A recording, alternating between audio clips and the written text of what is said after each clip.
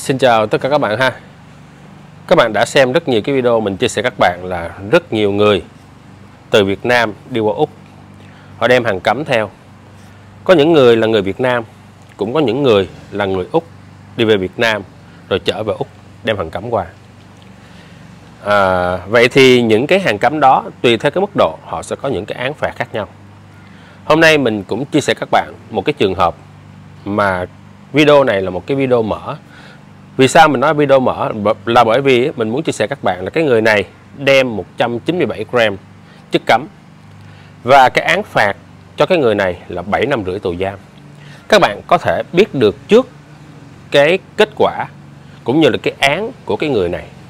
Nhưng ở đây mình muốn chia sẻ các bạn là cái cách điều tra của an ninh sân bay Úc khi họ đã nghi ngờ một người nào đó, thì cái cách của họ nhìn nhận sự việc, nhìn nhận cử chỉ và nhìn nhận cái thái độ của cái người đó để có những cái câu hỏi, có những cái cách điều tra để mà họ quyết định là cái người này có đúng như những cái gì mà họ nghi ngờ hay không. Đó là trong những cái video mà mình muốn chia sẻ các bạn là cái quá trình của họ điều tra. Và bây giờ video này các bạn hãy xem cái cách của an ninh sân bay họ điều tra cái người này như thế nào và cái người này đã giấu cái hàng cấm đó ở đâu.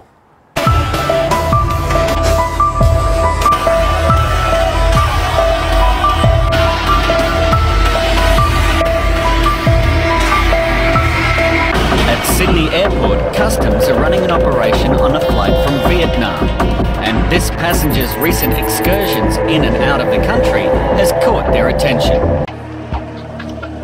The gentleman's arrived today from Vietnam. I've asked him if he's been in trouble at all with any law enforcement, and he said no. A whole lot of paperwork here. I'm just going to go and have a quick read. A lot of this is money. He's been sending money to somebody, so I want to see how much money he's been sending and who he's been sending it to. What is this? The engagement of the recently married, now they broke up. Oh, divorce papers. Yeah. Divorce. Yeah. So you have been married before. Why do you have divorce papers? I asked you before if you've been married in the past. Married for money. I help my friend. Yeah, but I asked you in the past before, have you been married? For 5 years ago. Yeah, I've just noticed he's got a receipt in here that he's actually borrowed money to go on the trip. So he's been twice. He's actually been 3 times in the last 9 months. He's actually borrowed money to go on this trip. So I'm going to go and ask him why he's borrowed money and how he's going to pay it back. Okay. How did you pay for your trip to Vietnam? I borrowed my father money. You borrowed money? Yeah. Who from? My father. Where's your brother work? Work with me. Okay.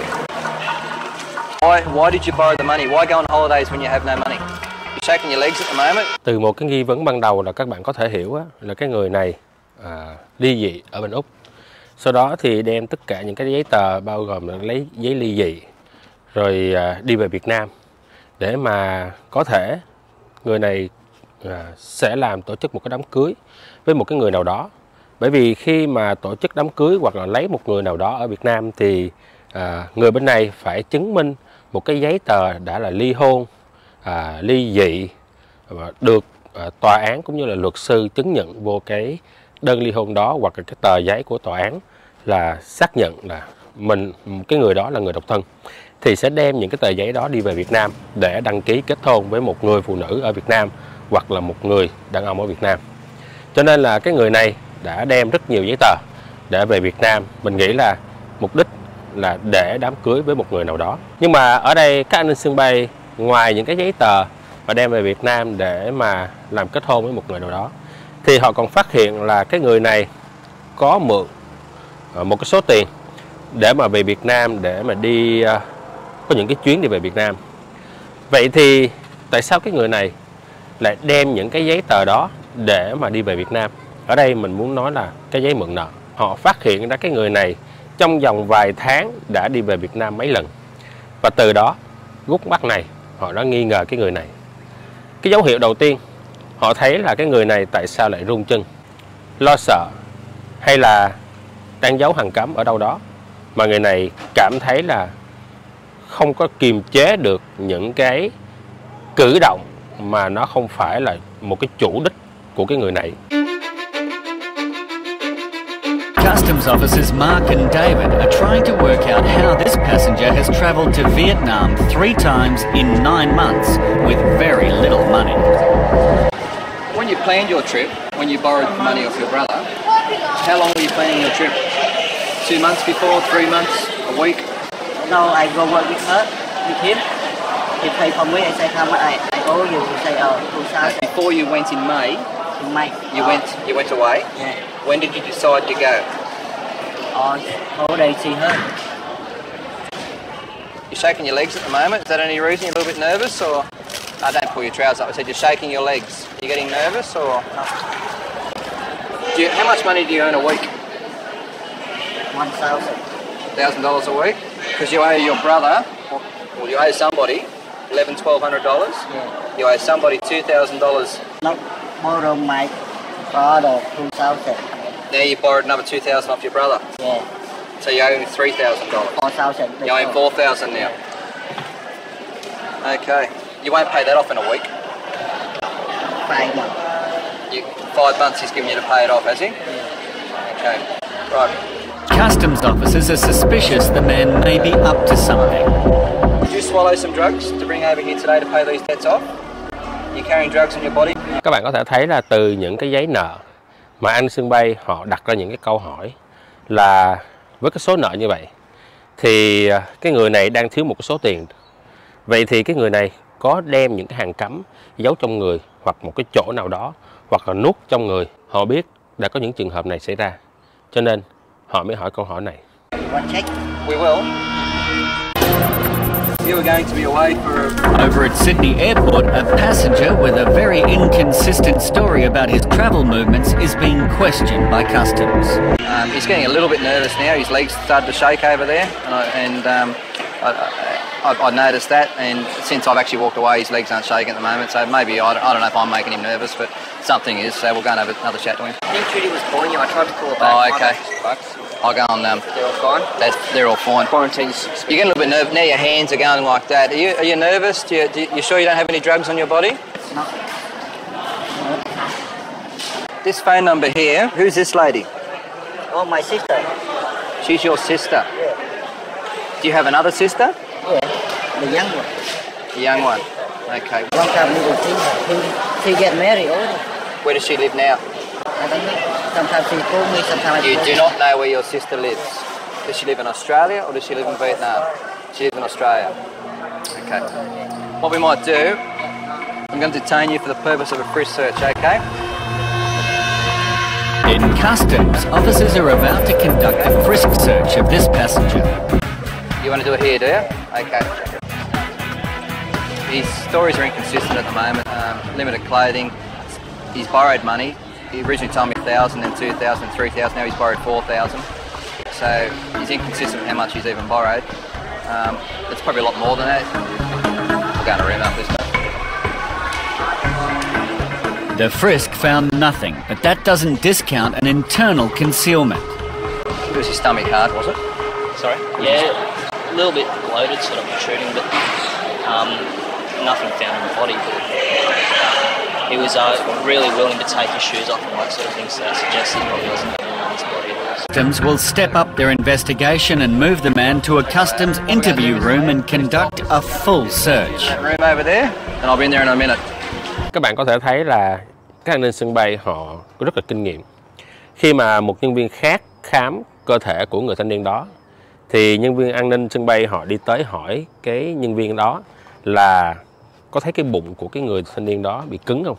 Bởi vì họ biết là nếu như rờ hoặc là đẩy mạnh vô cái bụng khi mà khám xét cái người đó thì nếu cứng thì chắc chắn là trong bụng của người đó có nuốt một cái vật gì đó mà khi họ nhấn mạnh vô thì họ sẽ cảm giác được. Thì nhân viên khám xét họ mới trả lời là không có thấy trong cái bụng cứng.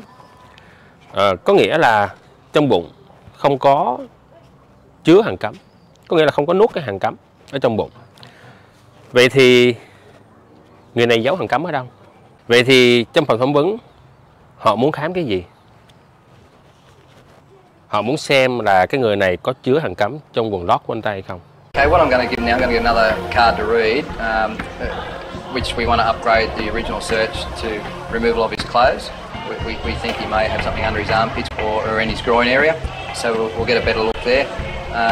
He doesn't have to do that. If he doesn't do that, we've then got to go to a magistrate and give him why we want to do it, and then we go from there. I want to make sure you have nothing in your armpits, under your armpits, or in your underwear. So I'm going to give you another card to read in Vietnamese language again. What it involves is the removal of your clothes. Do you consent to do it? Yep. Okay, what we'll do, I'll leave the room. These two officers here will do it. Okay. How do we go? All right? Everything fine? A passenger has arrived at Sydney Airport. Officers are concerned that he may be carrying narcotics into the country. How much more money do you owe? 4,000. 4,000. That's to your brother.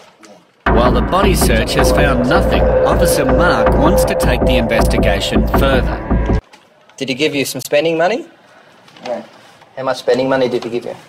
Oh, Your brother. he sent for me up there. He sent to you in Vietnam? Yeah. How much did he send? I don't know. You don't know how much he sent you? 1,500. And how much money do you For have? Vietnam, America. You only got $100 left. Yeah. Okay. What'd you do with all the money? What did Party. you party? Yeah. Because I know you didn't spend it at a hotel. Could you tell me you stayed at your auntie-in-law's place? Engage party. Engagement party. Yeah. Your brother and sisters go to the engagement party? No. No? Your mother? Yeah. No. So nobody went to the engagement party? Một bữa tiệc ở đây á, thì các bạn biết á, là một người Việt Nam đi về để làm một cái lễ đính hôn. Thì tất nhiên là sẽ có tổ chức một cái bữa tiệc trong gia đình. Các an ninh sân bay họ biết là cái người này không có tốn tiền để mà ở khách sạn. Biện pháp cuối cùng mà các an ninh sân bay họ muốn kiểm tra xem là cái người này có đem chất cấm trong người hay không. Và nếu như thực sự người này có đem chất cấm vô thì nó ở chỗ nào trong cơ thể của người này. Things just don't seem to be adding up, so Officer Mark has now decided to involve the Australian Federal Police to determine if this passenger should be taken to hospital for an internal exam.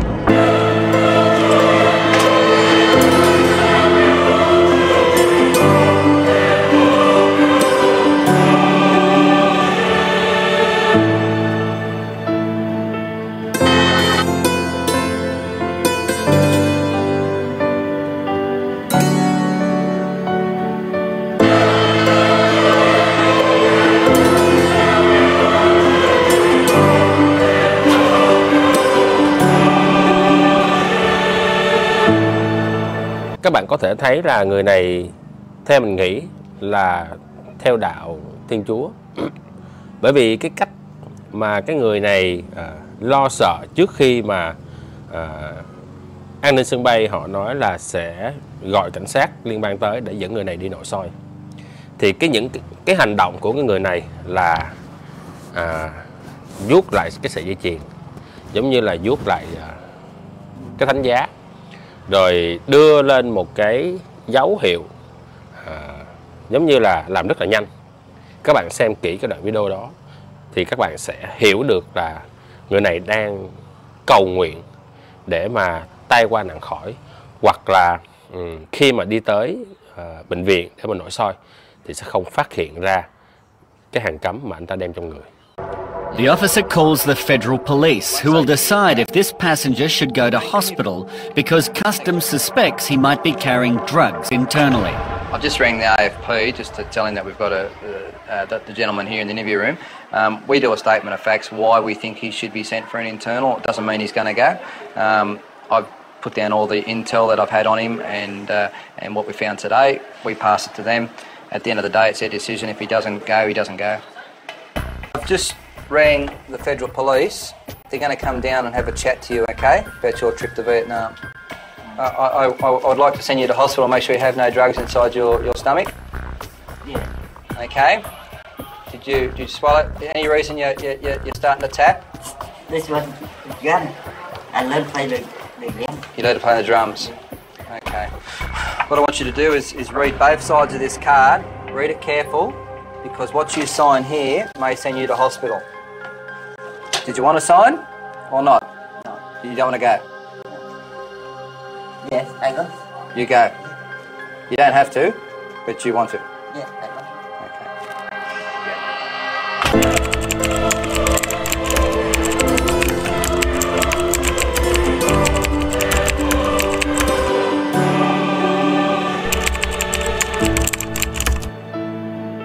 Video này thì mình có một cái suy nghĩ là cái người này muốn có một cái số tiền để mà đi về Việt Nam tổ chức một cái lễ đám cưới, để mà bảo lãnh một cái người nào đó đi qua chung sống với anh ta.